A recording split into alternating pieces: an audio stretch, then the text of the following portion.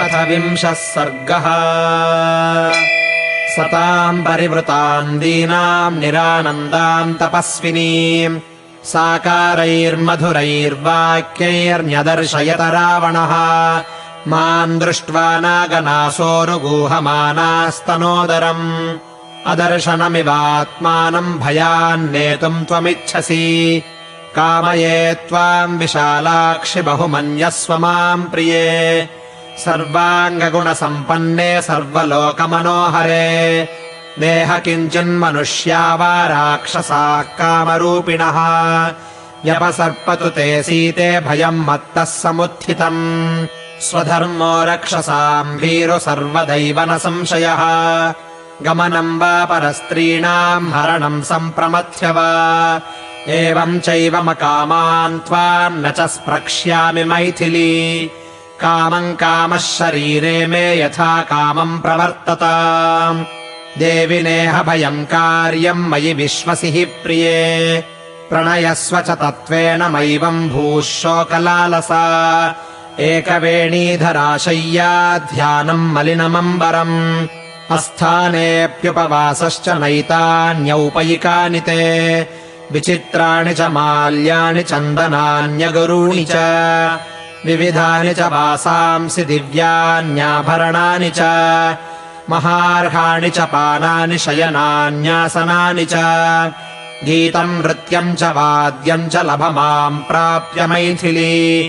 स्त्रीरत्नमसि मैवम् भूः कुरु गात्रेषु भूषणम् माम् प्राप्य हि कथम् वा स्यास्त्वमनर्हासु विग्रहे इदम् ते चारु सञ्जातम् यौवनम् ह्यतिवर्तते यदतीतम् पुनर्नैति स्रोतस्विनामिव त्वाम् कृत्वोपरतो मन्ये रूपकर्ता स विश्वकृत् न हि रूपोपमाह्यन्या तवास्ति शुभदर्शने त्वाम् समासाद्य वैदेहि रूपयौवनशालिनी कः पुनर्नातिवर्तेत साक्षादपि पितामहः यद्यत्पश्यामि ते गात्रम् शीतांशु सदृशानने तस्मिंस्तस्मिन् पृथुश्रोणि चक्षुर्मम निबध्यते भव मैथिलि भार्या मे मोहमेतम् विसर्जय बह्वीनामुत्तमस्त्रीणाम् ममाग्रमहिषी भव लोकेभ्यो यानि रत्नानि सम्प्रमथ्याहृतानि मे तानि ते भीरु सर्वाणि राज्यम् चैव ददामि ते विजित्य पृथिवीम् सर्वाम् नानानगरमालिनीम् जनकाय प्रदास्यामि तव हेतोर्विलासिनी नेह पश्यामि लोकेऽन्यम् यो मे प्रतिबलो भवेत् पश्य मे सुमहद्वीर्यमप्रतिद्वन्द्वमाहवे असकृत्संयुगे भग्ना मया विमृदितध्वजाः अशक्ताः प्रत्यनीकेषु स्थातुम् मम सुरासुराः इच्छमान् क्रियतामद्य प्रतिकर्म तवोत्तमम् सुप्रभाण्यवसज्जन्ताम् तवाङ्गे भूषणानि हि साधु पश्यामि ते रूपम् सुयुक्तम् प्रतिकर्मणा प्रतिकर्माभिसंयुक्ता दाक्षिण्येन वरानने भुङ्क्ष्व भोगान् यथा कामम् पिब भीरुरमस्व च यथेष्टम् च प्रयच्छत्वम् पृथिवीम् बाधनानि च ललस्व मयि विस्रब्धा धृष्टमाज्ञापयस्व च मत्प्रसादाल्ललन्त्याश्च ललताम् बान्धवस्तव वृद्धिम् ममानुपश्यत्वम् श्रियम् भद्रे यशस्विनी किम् करिष्यसि रामेण सुभगे चीरवासिना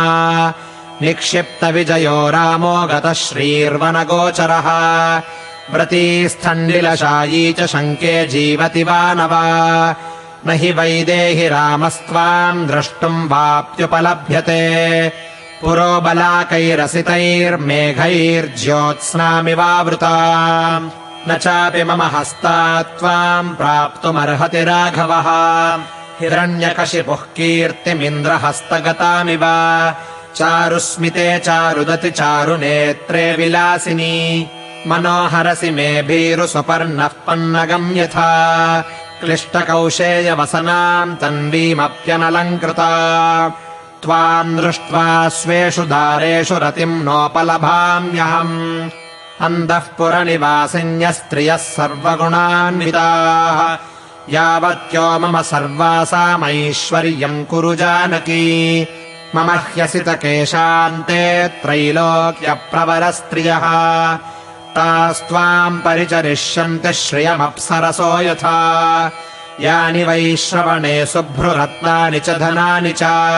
तानि लोकांश्च शुश्रोणि मया भुङ्क्ष्व यथा सुखम् न रामस्तपसा देवि न बलेन च विक्रमैः न धनेन मया तुल्यस्तेजसा यशसापि वा पिब विहर रमस्व भुङ्क्ष्व भोगान् धननिचयम् प्रदिशामि मेदिनीम् च मयि लललने यथा सुखम् त्वम् त्वयि च समेत्य ललन्तु बान्धवास्ते कुसुमिततरुजालसन्ततानि भ्रमरयुतानि समुद्रतीरजानि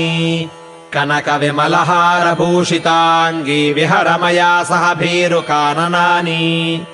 इत्यार्षे श्रीमद् रामायणे वाल्मीकीये आदिकाव्ये सुन्दरकाण्डे 20 सर्गः।